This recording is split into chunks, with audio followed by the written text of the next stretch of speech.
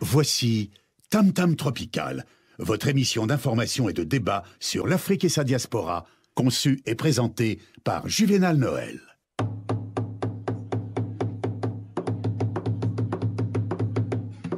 Plusieurs siècles avant la création du télégraphe, au cœur de la forêt équatoriale d'Afrique, les populations communiquaient déjà à distance, grâce au tam-tam.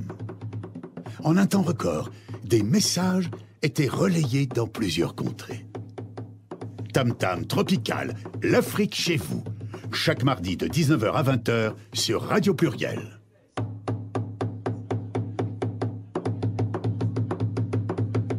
Tam Tam Tropical, votre magazine sur l'Afrique, conçu et présenté par Juvénal Noël.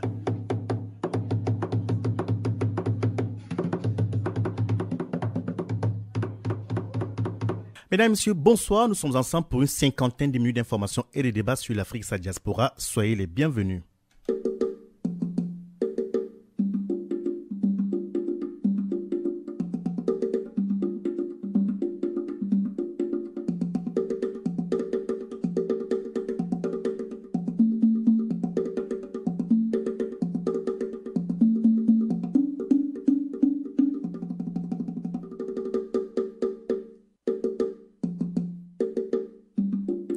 Nous allons en Côte d'Ivoire où la cassation contre la lourde condamnation de Simone Gbagbo a été annoncée hier lundi alors que des premiers soldats sont jugés devant le tribunal militaire d'Abidjan pour des crimes commis durant la crise de 2010-2011, marquant une accélération judiciaire avant la présidentielle d'octobre.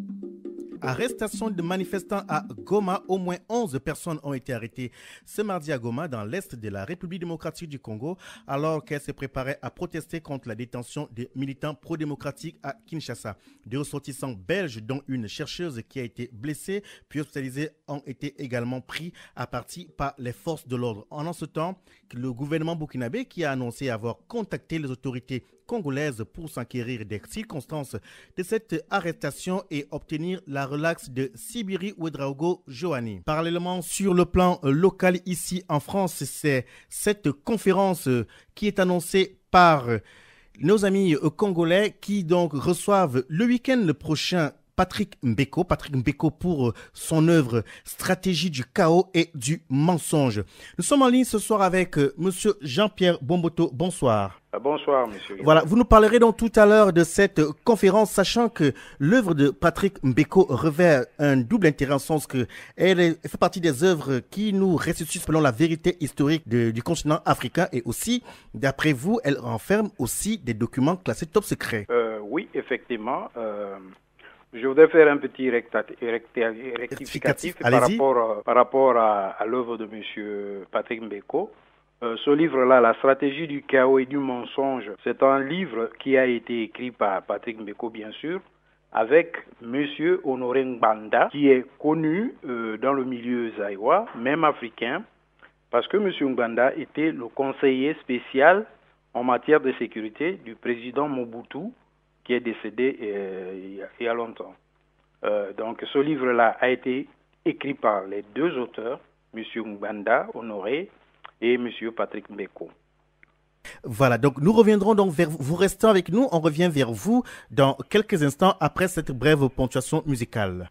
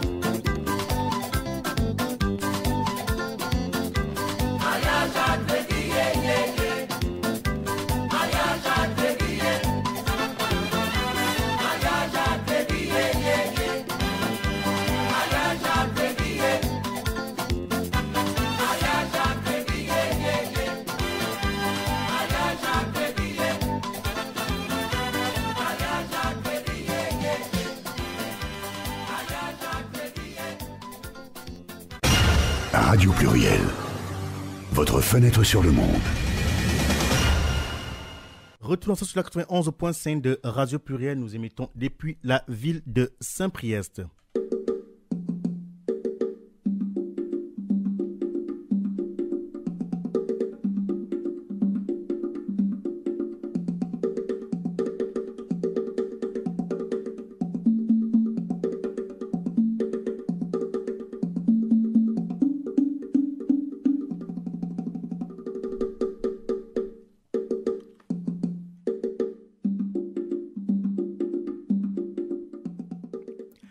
Nous allons en Côte d'Ivoire via les ondes où un pourvoi en cassation contre la lourde condamnation de Simone Gbagbo a été annoncé hier lundi alors que de premiers soldats sont jugés devant le tribunal militaire d'Abidjan pour des crimes commis durant la crise de 2010-2011 marquant une accélération judiciaire avant la présidentielle d'octobre prochain. Ce pouvoir a été attendu de la part de la défense mais il a aussi été demandé à la surprise générale par le parquet général qui avait vu ses réquisitions de 10 ans de réclusion contre l'ex-première dame doublée dans le verdict rendu le 10 mars par la cour d'assises d'Abidjan. Le parquet a introduit un pouvoir en cassation au regard de la loi, a déclaré à nos confrères de l'AFP l'avocat général Simon Yabo Odi sans préciser les motivations de ce pourvoi.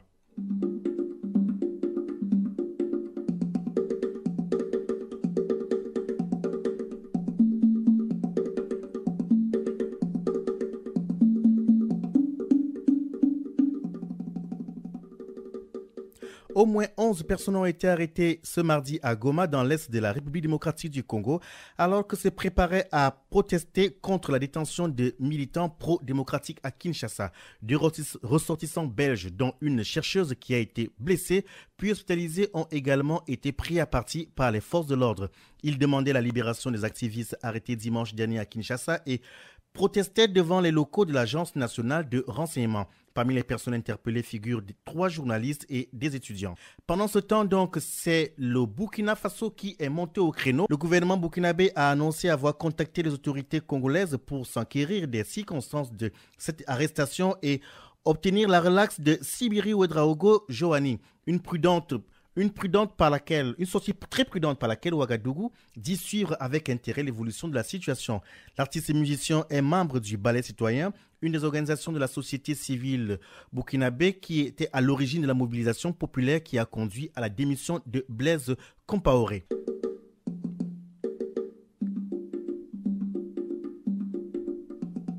Retour en France et nous nous tournons donc vers Paris où nous sommes avec Jean-Pierre Bomboto. Bonsoir Jean-Pierre Bomboto.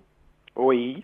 Bien voilà, vous savez que nous ce soir pour nous parler de cette conférence de presse et séance de dédicace du livre Stratégie du chaos et du mensonge de Patrick Mbeko et Monsieur Honoré Mbanda. Très bien. Oui. Pourquoi cette conférence de presse?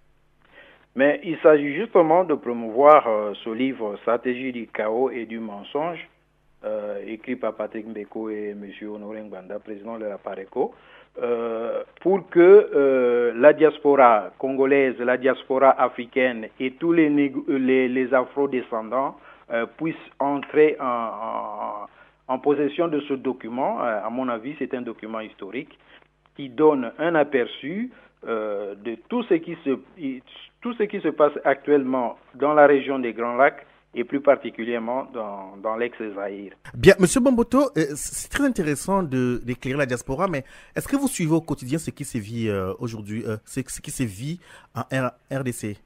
Oui, on essaye de suivre. Bon, vous savez, il y a quand même une espèce d'omerta au niveau des médias dominants, au niveau des médias, des grands médias occidentaux. Parce que, souvenez-vous, quand Monsieur Laurent Désiré Kabila entrait en République démocratique du Congo à l'ex-Zaïre à l'époque de Mobutu, il y avait la grande chaîne internationale CNN qui était là, qui diffusait à la seconde tous les mouvements, tous les faits et gestes qui se passaient au Zaïre. Actuellement, on ne parle plus de ce pays-là, mais si on parle de ce pays, c'est toujours dans le mauvais sens. Mais ce qui se fait, ce qui se passe réellement, on ne le dit pas. Même RFI, la radio française, internationale, même les grandes chaînes de télévision, et que ce soit française ou autre, ne diffusent rien du tout. hein, ne diffuse rien du tout. BBC, tout ça, ils ne diffusent rien du tout de ce qui se passe dans ce pays-là. Pourquoi? Parce que l'Occident a créé le chaos dans cette région-là. Et comme ils sont à la base de ce chaos qui se vit quotidiennement dans mon pays, eh bien, ils ne peuvent pas en parler, parce que s'ils en parlaient en profondeur et s'ils donnaient l'occasion à un Honoré Ngbanda, par exemple, on lui donnait l'occasion de parler aux médias occidentaux, à France Télévisions, TF1, BBC et autres chaînes internationales, eh bien, la population, l'opinion publique occidentale connaîtrait les réalités de ce pays et les causes véritables de cette tragédie-là. Très bien, Jean-Pierre Mboumoto, excusez-moi de vous couper, et c'est là où ça devient très intéressant, parce que vous parlez de nos confrères de la BBC, RFI et CNN. J'ai contacté M. Patrick Mbeko avant cette émission. Il était question effectivement de faire la promotion de son œuvre qui semble très intéressante. Et voilà, lorsqu'on vous donne la parole, nous sommes une radio française, radio plurielle est située, nous sommes à Lyon. Ça veut dire effectivement qu'on s'y intéresse. La France, par ma voix, je ne suis pas le porte-parole de la voix, je veux dire, je suis journaliste et que quand j'approche une personne ressource comme M. Mbeko, et qui, à la dernière seconde, je ne peux pas savoir ce qui lui est arrivé, j'espère qu'il lui est rien arrivé de mal, mais je veux dire, il n'y a plus de réponse. Parce que vous, de votre manière, vous classifiez, vous faites un classement des médias qui sont intéressants et les autres qui ne sont pas intéressants. À votre avis, c'est pourquoi? Non, je ne dis pas ça. Je dis tout simplement que les grands médias de l'Occident ne permettent pas à ceux qui connaissent les causes réelles de la tragédie que vit la région des Grands Lacs africains de s'exprimer, de donner leur opinion, de donner leur vision des faits, de donner les causes présupposées par eux de ce qui se passe là-bas. Jamais on a invité M. Honoré Ngbanda, pourtant il a vécu une bonne partie de son exil ici en France. On l'a jamais invité. Et nous, tout ce que nous faisons, tout ce que nous essayons de faire passer le message, notre message à nous, non, ça ne passe pas. Mais par contre, on recevra avec tapis rouge M. Kagame, qui est un génocidaire avéré, hein, et reconnu. Eh bien, on lui déroule le tapis rouge parce qu'il est de bon côté. C'est ça. Hein, on a choisi son nom, c'est ça. Mais on n'a jamais fait, on n'a jamais demandé aux Congolais, aux leaders congolais, en l'occurrence M. Ngbanda, qui connaît très bien les tenants et les aboutissants de cette crise, ben on lui a jamais donné l'occasion de pouvoir s'exprimer pour qu'il puisse donner une version de ces faits-là qui se déroulent au Zaïre. Voilà. Jean-Pierre Mboumoto, là je reviens donc à vous. Qu'y a-t-il de si précieux dans ce document à ce jour, est-ce que vous avez lu déjà le livre Stratégie du chaos et du mensonge? Vous l'avez lu vous-même? Oui, bien sûr. Qu'y a-t-il d'intéressant dans ce livre-là donc? Et ce qui est intéressant, c'est qu'il y a pas mal de documents classés top secret et dont l'opinion occidentale ne connaît pas et ne connaîtra peut-être pas si jamais l'opinion ne tombe pas sur ce livre, hein, ce gros bouquin, ce gros livre de 650 pages. Bon, il y a très peu, hein, on va pas dire le français moyen. Il va prendre son temps pour épulcher un peu 650 pages pour comprendre. D'accord. Quels sont ces documents classés top secret, par exemple? Au moment où je vous parle là, je peux pas. Des mémoires. C'est un document qui parle de quoi précisément? Par exemple, donnez-moi deux, 3 exemples de faits qui sont révélés comme cela. Bon, vous vous souvenez de la chute de M. Ceausescu bien sûr, en Yougoslavie. On l'a vécu en direct à la télévision. Et bon, il y a des documents des services de renseignement, hein, qui ont été à la base de la chute de M. Ceausescu. Mais quel rapport avec la RDC, M. Bon, le rapport est celui-ci. La façon dont l'opinion occidentale a été préparée pour accueillir la chute de Ceausescu, c'est pratiquement le même scénario qui a été présenté au Zaïre pour faire partir Mobutu. Hein? Mais en fait, vous le savez, l'Occident avait besoin de dépecer la Yougoslavie en petites républiquettes. Et comme ça, ces républiquettes-là sont facilement malléables. De la même manière, pour accéder aux ressources minières que regorge le Zaïre, ben, on a présenté M. Mobutu comme un grand je pourrais dire même génocidaire, parce qu'il a massacré les étudiants congolais zaïrois à l'époque à une université du Zaïre, en l'occurrence la ville de Lubumbashi, ce qui est une fausseté, un mensonge gros comme je ne sais même pas qualifier ça, ce mensonge-là, parce que par la suite, ça a été prouvé. Hein, ça a été prouvé. La journaliste belge Colette Brackman, qui a été à la base de tout ça, hein, à la base de ce gros mensonge-là, pour montrer, pour ternir l'image de Mobutu et par conséquent détourner l'opinion internationale contre lui, eh bien, c'était un mensonge. Parce qu'aujourd'hui, il y a des documents qui prouvent ça. D'accord. Monsieur Mboto, alors pour ceux et celles qui prennent le train en marche, donc, qui aimeraient donc participer à l'émission, voici le numéro. Participez à l'émission Tam Tam Tropical. Appelez le 04 78 21 05 95. 04 78 21 05 95. Tam Tam Tropical, c'est tous les mardis soirs de 19h à 20h sur Radio Pluriel. Nous sommes avec Jean-Pierre Bomboto. Il nous éclaire un tout petit peu sur l'œuvre de Monsieur Patrick Mbeko et Monsieur Honoré Ngbanda, intitulée Stratégie du chaos et du mensonge. Rappelons qu'il y a une conférence qui aura lieu le samedi 21 mars prochain à la salle Matière Grise au 4 rue Olivier Métra. C'est dans le 20e arrondissement de Paris. Monsieur Momoto, là, vous nous dites que des choses ont été, des événements ont été fabriqués pour diaboliser Monsieur Mobutu, sachant aussi que, de son vivant, ce n'était pas l'homme le plus adulé des Congolais, surtout sur la diaspora. Je vous concède, dans la mesure où Monsieur Mobutu a dirigé le Zaïre d'une main de fer, hein, on pourrait dire, il a été dictateur, je concède. Mais néanmoins, la façon dont l'Occident s'est arrangé pour le faire partir, moi j'émets mes réserves. Mais pourquoi est-ce que, Monsieur Juvenal, pourquoi l'Occident, chaque fois qu'il y a un Africain qui leur dit non, eh bien, il faut le diaboliser. Mais en passant, il ne faut pas oublier que M. Mobutu était le chouchou de l'Occident. Il était leur meilleur allié contre le bloc soviétique. Hein? Il était leur chouchou. Partout où il est passé, M. Mobutu, il était reçu avec tapis rouge et les chefs d'État se déplaçaient pour l'accueillir à l'aéroport quand il descendait de son avion. Hein? La reine d'Angleterre en a fait. Tous les présidents français l'ont fait.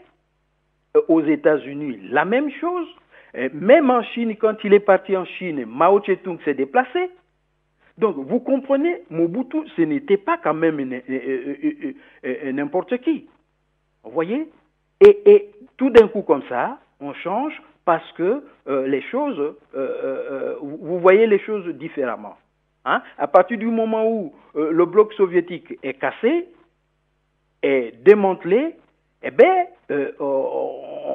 ceux qui servaient, ceux qui étaient utiles pour le besoin de la cause, ben, on les jetait comme des papiers Kleenex. Vous comprenez?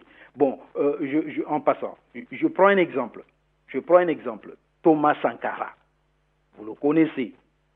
Mais Thomas Sankara, quand il dit non, il n'est pas d'accord pour payer une dette odieuse qu'il n'a pas contractée et que la population africaine n'arrive pas à comprendre les tenants et les aboutissants de cette dette-là, ben, il n'a pas fait 6 mois.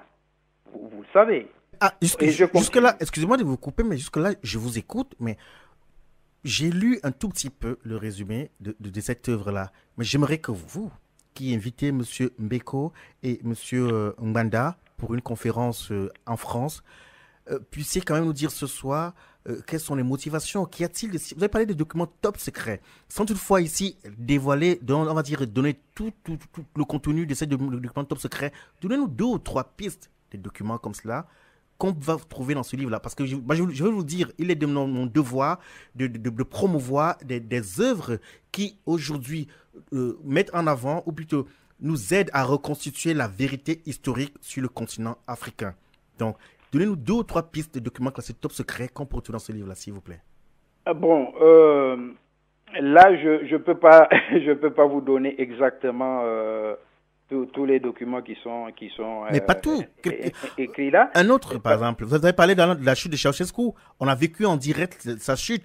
Vous nous avez fait comprendre que, voilà, on a préparé l'opinion publique à voir M. Ceausescu d'une certaine manière et qu'effectivement, les médias sont parfois instrumentalisés pour diaboliser certains dirigeants. Ça, on le comprend. Pour ce qui est de cette œuvre-là, puisqu'il y aura une conférence, et ceux et celles qui nous écoutent ce soir aimeraient quand même en savoir un tout petit peu plus, d'ailleurs, pour participer, pour venir nombreux à votre événement. Bon, ok. Autre chose. Dans la planification de la déstabilisation du Zaïre, hein, un monsieur tel que Paul Kagame, monsieur Paul Kagame, dans sa quête du pouvoir, il n'a pas hésité un seul instant à tuer deux présidents d'ailleurs, tuer 2 chefs d'État africains, hein, en bombardant leur avion pour déclencher le génocide rwandais. Pour déclencher ce génocide-là. Parce qu'il savait, M. Kagame savait bien que en tuant M. Habyarimana, eh bien, les Hutus, qui constituent une ethnie majoritaire dans son pays, vont se révolter et il serait difficile de le contenir et la réaction ne se fait pas attendre, vous voyez. Alors, vous êtes en train de nous dire ce soir, pour ceux qui dans ce livre-là... Oui, cela est dit. Oui. On retrouve des éléments qui peuvent éclairer le lecteur sur ces faits. Justement, il y a des éléments qui peuvent éclairer le lecteur dans ce sens-là. Et c'est pas le seul document. Il y a d'autres documents aussi. Par exemple, le livre de monsieur Charles Onana, intitulé Ces tueurs Tutsis au cœur de la tragédie zaïroise, vous trouverez ces éléments. Bon, si vous lisez le livre de monsieur Pierre Payan, Carnage, vous trouverez aussi des éléments à ce propos. Vous voyez? Donc, tout ça concourt à ce que ce livre, ce document soit divulgué, soit à la portée de tous les Africains et les Afro-descendants pour qu'ils puissent discuter d'une façon solide, d'une façon éclairée par rapport à l'opinion de l'Occident. Voilà. Et vous pensez qu'en une conférence dédicace, les uns et les autres auront vraiment compris? Parce que lire un document, c'est une chose. L'apprécier, on va dire, pouvoir décrypter, c'est autre chose. Bon, là, je suis un peu démuni dans ce sens-là, dans la mesure où je ne peux pas donner la compréhension à chacun. Chacun essaie de comprendre ce qu'il comprend. Ouais. Ça dépend du niveau.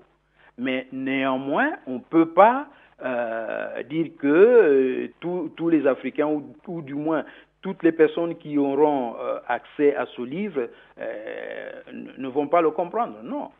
Non, c'est un peu comme quand on sème, hein, dans un champ. Bon, il y a des endroits qui sont très fertiles où la sémence va pousser d'une façon harmonieuse et d'une façon bonne, et des endroits moins fertiles où les semences auront des difficultés pour pouvoir grandir comme il se doit. C'est un peu ça avec l'enseignement. Hein. Vous savez, quand on va à l'école, du moins à mon époque, on va à l'école, on reçoit les mêmes bouquins, on reçoit tout le même matériel, tout ça. L'enseignement est le même, les mêmes titres et tout ça. Mais quand on fait le contrôle des connaissances, il y en a un qui passe les autres. Mais voilà, justement, c'est à ce titre-là que je vous disais tout à l'heure, au début de votre propos, que nous avons contacté Monsieur Mbeko.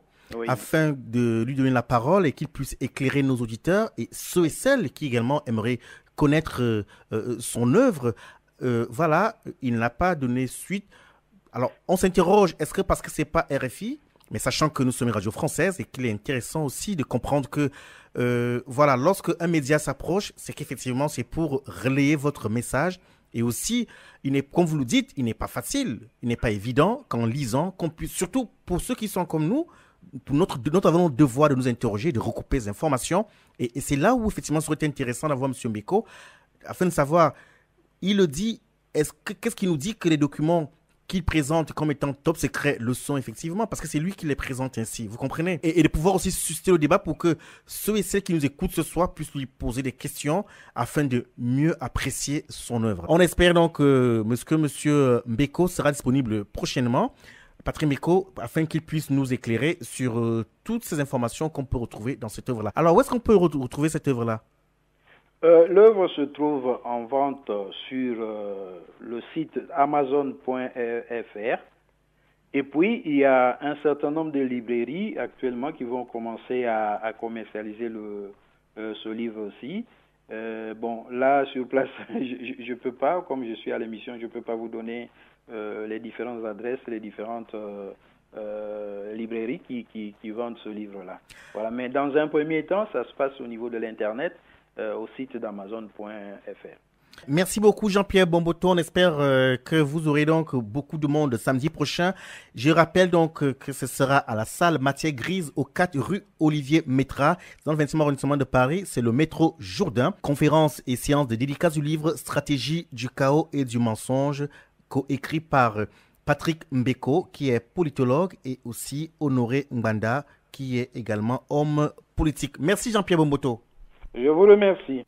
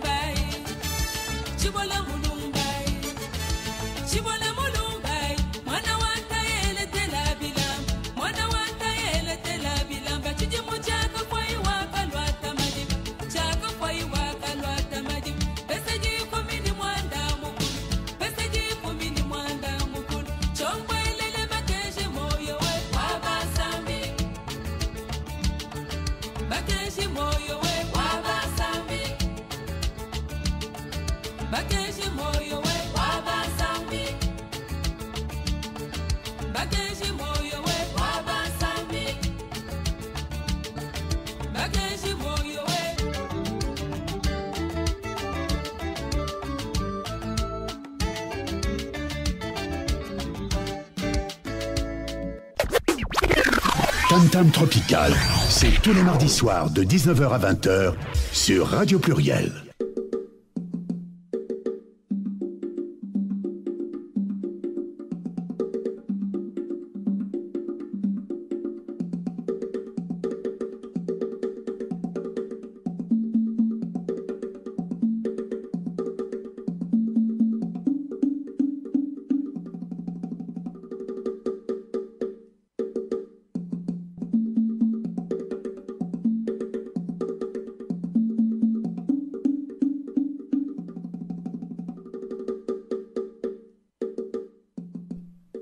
Retour dans ce 91.5 de Radio Pluriel, nous émettons depuis la ville de Saint-Priest. Donc, nous étions tout à l'heure avec Monsieur Jean-Pierre Bomboto, organisateur donc, de cet événement, va accueillir donc une conférence dédicace sur le livre Stratégie du mensonge de Patrick Mbeko. Et donc, il nous expliquait que dans ce livre, il y a des éléments placés top secret. Nous encourageons les uns les autres donc à y participer, à y aller pour ceux qui pourront s'y rendre. Pour notre débat radiophonique de ce mois, nous parlons de la place de la femme. À la demande de nombreux auditeurs, donc, nous allons rediffuser donc, les échanges de la semaine dernière entre Clotilde Owoshi, ancienne ministre de la Côte d'Ivoire sous Laurent Gbagbo, et Sylvia Serbin, qui est historienne, journaliste. Elle a écrit Reine d'Afrique et historienne de la diaspora noire. Dans cet échange, effectivement, beaucoup d'auditeurs ont apprécié et ont voulu que ce soir, on puisse donc le retransmettre. On le laisse donc à votre libre appréciation et donc après cette brève ponctuation musicale, on revient vers vous.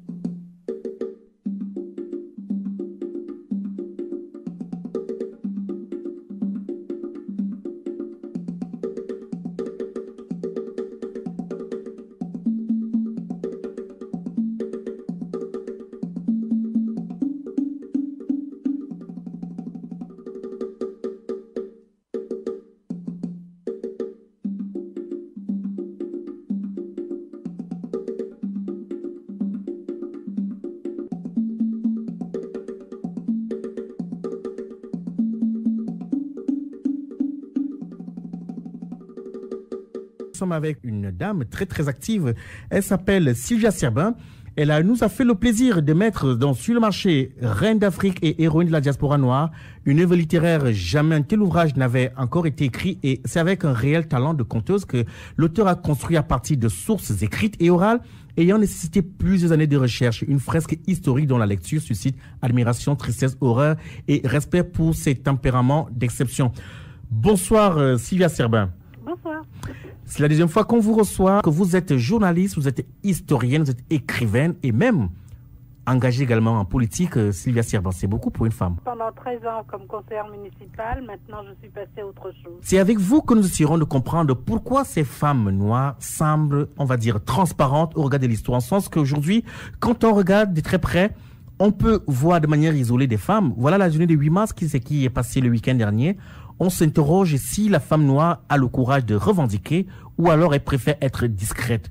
La pression, je la pose directement à Clotilde Woshi. Vous qui avez été au sein des seins même du pouvoir politique en Côte d'Ivoire, pourquoi, bien qu'étant présente, on a l'impression que vous n'êtes pas présente? Les Clotilde Woshi.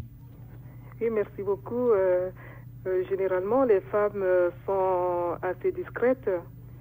Mais c'est une discrétion, on va dire, de façade, parce qu'en réalité, les femmes sont très actives dans tous les domaines, que ce soit dans le domaine politique, que ce soit dans le domaine économique, que ce soit dans le domaine social. Elles ont leur place, elles se battent aussi pour être dans les sphères de prise de décision. Et je pense qu'au niveau des partis politiques, le domaine que je connais un peu mieux, c'est que effectivement les hommes ne font pas de cadeaux aux femmes. C'est-à-dire que pour avoir des postes électifs, les hommes veulent tout avoir, ils veulent avoir des postes de décision et ils veulent que les femmes soient reléguées, par exemple, dans les partis à l'organisation. Si vous regardez bien la nomenclature des partis politiques, l'organisation, on va dire l'organigramme des partis politiques, vous allez voir que les postes qui sont affectés aux femmes, généralement, c'est les postes d'organisation, c'est les postes de trésorerie, c'est les postes de cuisine, etc. Et les autres postes qui sont des postes de prise de décision sont occupés par les femmes et par les hommes, pardon. Alors, Clotilde Woshi, à vous entendre, c'est la faute aux hommes. La faute, elle est partagée. Elle est partagée. Je ne peux pas jeter la pierre aux hommes en disant que c'est la faute exclusive des hommes. Parce que c'est aussi la faute des femmes. Les femmes, la plupart du temps, n'osent pas. Elles n'osent pas, elles sont timides. Parce que dans la tradition, la femme n'a pas pour vocation d'apparaître au grand jour, surtout dans les débats politiques, dans les débats de gestion de la société. Il y a un proverbe de chez moi qui dit « la nuit porte conseil ». Bien. Alors, Clotilde Woshi, excusez-moi de vous couper. C'est là où donc je m'intéresse à ce qui a été, on va dire, le projet, l'un des projets les plus ambitieux qui vous a été confié, à savoir mettre en place l'assurance maladie en Côte d'Ivoire. D'accord. Donc, du coup, on parle plus de la femme en politique, mais on parle du projet de l'assurance maladie. Okay. Non, je veux dire, voilà, vous voyez, on vous confie un tel projet. Ça suppose que ces hommes-là vous font confiance.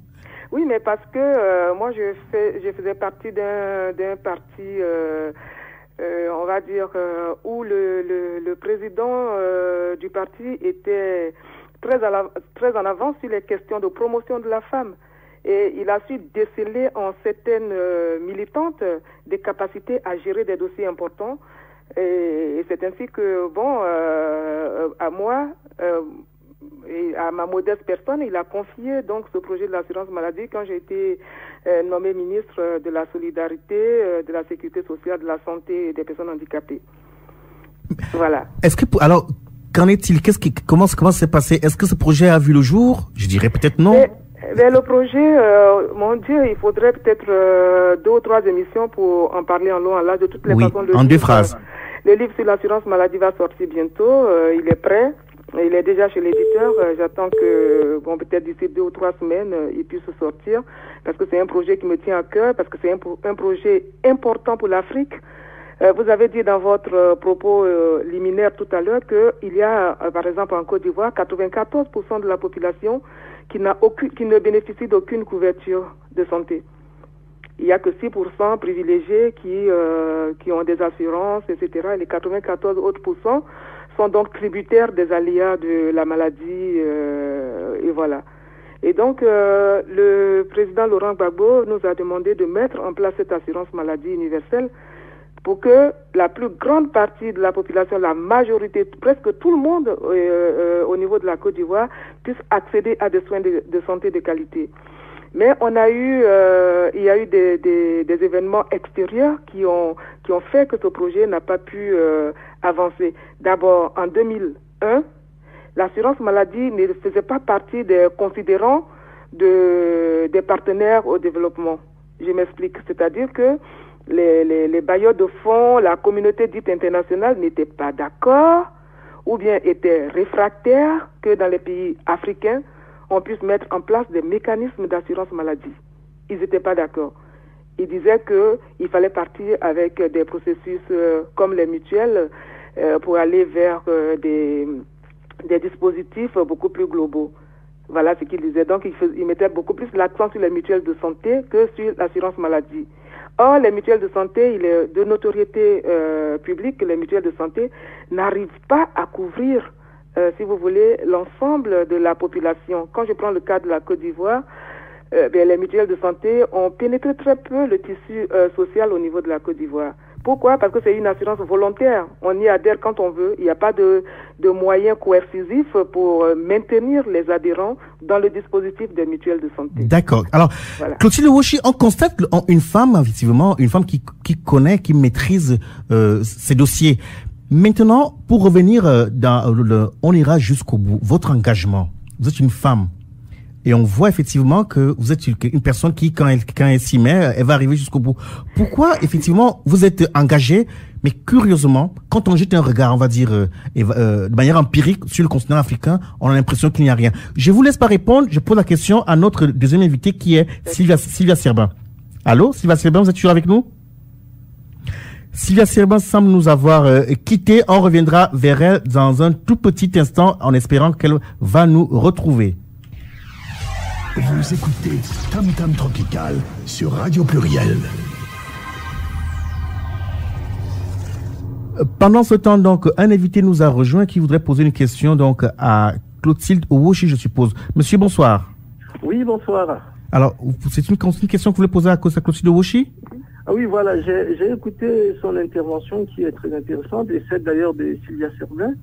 C'est qu'en réalité, moi je dis, il faut déjà cibler le problème de la femme africaine dans son contexte géographique. Il s'agit de la femme noire en Occident ou de la femme noire en Afrique, parce que le problème de la femme noire en Afrique ne s'est jamais posé pour les Africains.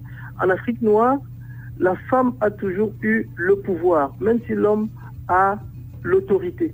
Donc, Clotilde Woshi nous a dit tout à l'heure que dans la tradition africaine, la femme n'a pas vocation à parler en public. Je lui demande d'aller lire un peu beaucoup, même le livre de Sylvia Serbin qui est en train qui est en ligne avec vous, sur les grandes conquêtes, les grandes reines d'Afrique, les grandes femmes en Afrique qui ont fait des prises de décision. Parce que même quand Sylvia a parlé des femmes qui ne prennent pas de décisions, il s'agit tout simplement de la femme en Occident. Ce point ne se pose pas en Afrique. En Afrique noire, les femmes sont allées à l'école, les femmes ont eu tous les postes de prise de décision. Le problème, il faut donc localiser le problème au niveau de sa géographie. Et il faut dire à tous que la femme africaine, la femme noire, depuis la nuit des temps, a toujours eu une prise de décision, a toujours été déifiée par l'homme. C'est elle qui détient le pouvoir. Il faut voir l'aventure Abigail Samba Diallo, c'est la grande royale qui parle, qui prend les décisions. Il y a eu les Amazones, il y a eu la reine de Saba. L'Afrique noire n'a pas vocation à toujours donner de la place à la femme noire. Il est dit que l'Afrique noire a toujours donné la place à la femme noire, et la question, je la pose également à Sylvia Serbin qui nous a rejoint. Rebonsoir Sylvia Serbin. Oui, bonsoir. Dans votre œuvre que j'ai eu le plaisir de lire, vous dressez des portraits de femmes, mais ce qui est curieux, c'est que ces femmes, quand on n'a pas eu l'opportunité de lire votre œuvre, on a l'impression qu'elles n'existent pas. Pourquoi ce silence? Et pourquoi cette transparence? Écoutez, c'est une question importante. Comme l'a dit Madame tout à l'heure, les femmes africaines sont partout et de tout temps, elles ont toujours œuvré dans la vie économique, dans la vie sociale, mais malheureusement, elles ne sont pas du tout mises en avant. Et je pense que cela est l'héritage d'influences culturelles et religieuses extérieures, parce que dans l'Afrique précoloniale, même dans les sociétés non matriarcales, des femmes ont eu des rôles importants en tant que reines, en tant que dirigeantes effectives de royaumes, en tant que femmes d'influence, on l'a vu dans le commerce, en tant que mères aussi de grands dirigeants. Et avec l'islamisation de l'Afrique, plus ensuite la colonisation par des sociétés patriarcales, la colonisation et la christianisation par des sociétés occidentales patriarcales, la femme a été complètement reléguée dans l'ombre pour laisser seulement aux hommes le devant de la scène. Donc, ce qui fait que culturellement, au fur et à mesure que les sociétés africaines s'occidentalisaient ou s'islamisaient, ils rejetaient, ils brimaient de plus en plus cette force féminine qui existait auparavant. Donc historiquement, c'est ce qu'on peut dire. Et en plus, dans mon livre, je présente effectivement beaucoup de femmes qui ont eu des rôles importants, mais comme on est dans un contexte où on ne met pas la femme en avant, on a tendance à occulter toute cette histoire des femmes qui ont pourtant marqué l'histoire de l'Afrique. Tam Tam Tropical, c'est tous les mardis soirs de 19h à 20h sur Radio Pluriel. Retournons sur le 91.5 de Radio Pluriel. Donc pour ceux et celles qui prennent le train en marche, dont nous émettons depuis la ville de Saint-Priest, à la demande de nombreux auditeurs, effectivement, nous avons repassé donc un extrait des échanges de la semaine dernière. Pour ceux qui souhaitent donc les écouter, vous pouvez les écouter sur le Facebook de Émission Tam Tam. Émission, plus loin, Tam Tam. Vous avez donc le podcast en entier. Et pendant ce temps qu'une invitée nous a rejoint, elle s'appelle Pruska Isungu. Bonsoir Pruska. Bonsoir. Voilà, elle est là pour nous parler de la fête annuelle du COSIM, entendu le collectif des organisations de solidarité internationale issues des migrants de la région Rhône-Alpes qui fait sa fête annuelle la semaine dernière. Très intéressant pour ceux et celles qui sont ici et d'ailleurs, ici, ça veut dire qu'ils vivent ici et d'ailleurs, en sens que leurs origines se retrouvent ailleurs, par exemple pour le cas du continent africain, qui portent des projets. Quoi une fête annuelle pour ce genre d'événement? La fête, d'abord, c'était pour regrouper les gens. Oui. Mais principalement, c'était une question de visibilité, en fait, du COSIM. Rendre le COSIM plus visible aux yeux des autres personnes. Présenter brièvement les COSIM et par la même occasion, permettre à d'autres personnes de voir de près, de connaître le COSIM et, si possible, d'adhérer, pourquoi pas. D'accord. Moi, je dirais que c'est un événement, c'est pour manger, boire et faire la fête. Est-ce que ça se limite à ça? Non, je ne pense pas qu'il y a eu plus que boire et manger. Il y a eu des échanges culturels, sociaux. De quel type? Il y a eu une présentation du COSIM, déjà c'est quelque chose de culturel, oui. Intellectuel aussi, quelque part. Après, il y a eu un bon temps de musical.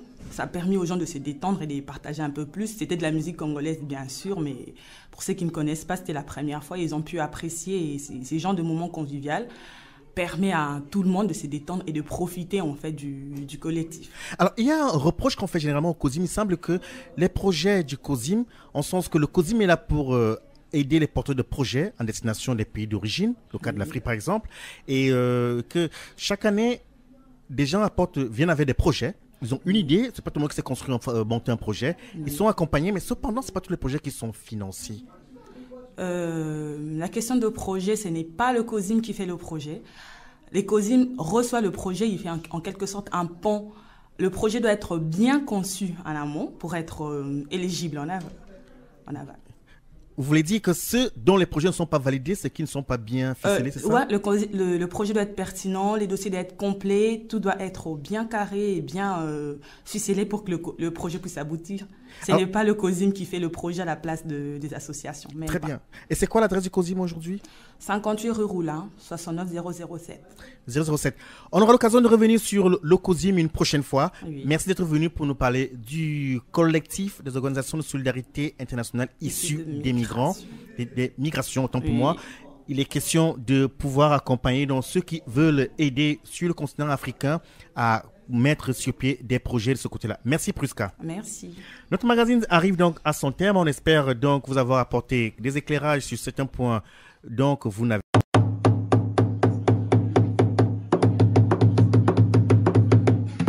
Plusieurs siècles avant la création du télégraphe, au cœur de la forêt équatoriale d'Afrique, les populations communiquaient déjà à distance, grâce au tam-tam. En un temps record, des messages étaient relayés dans plusieurs contrées. Tam Tam Tropical, l'Afrique chez vous, chaque mardi de 19h à 20h sur Radio Pluriel.